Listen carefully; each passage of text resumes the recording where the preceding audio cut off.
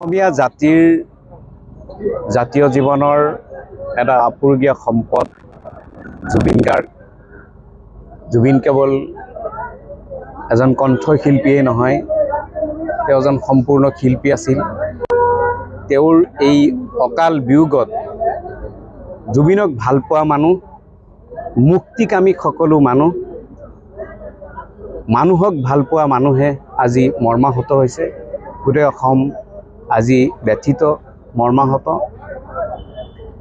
ঠিক তদ্ৰূপ আমাৰ সন্তুলিত আপোনালোকে যিমান মানুহ ইয়াত দেখিছে আজি এই শ্ৰদ্ধাঞ্জলি অনুষ্ঠানত, এই মানুহখিনি হৈছে জুবিন গাৰ্গক ভাল পোৱা মানুহ, জুবিনক মনে প্ৰাণে ভাল পোৱা মানুহ ইয়াত উপস্থিত হৈছে।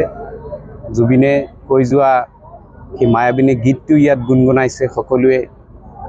আমি তেওঁৰ প্ৰতি অন্তৰৰ নিভৃত কোণৰ পৰা শ্ৰদ্ধাঞ্জলি জ্ঞাপন কৰিছোঁ আৰু তেওঁ আমাৰ মাজত সদায় থাকিব, তেওঁ অমৰ হৈ থাকিব।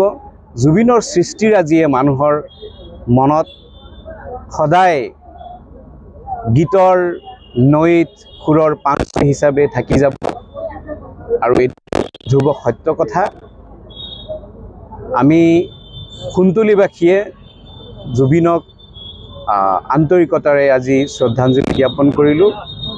আশা কৰিছোঁ জুবিন স্বৰ্গত ঠাই পাব।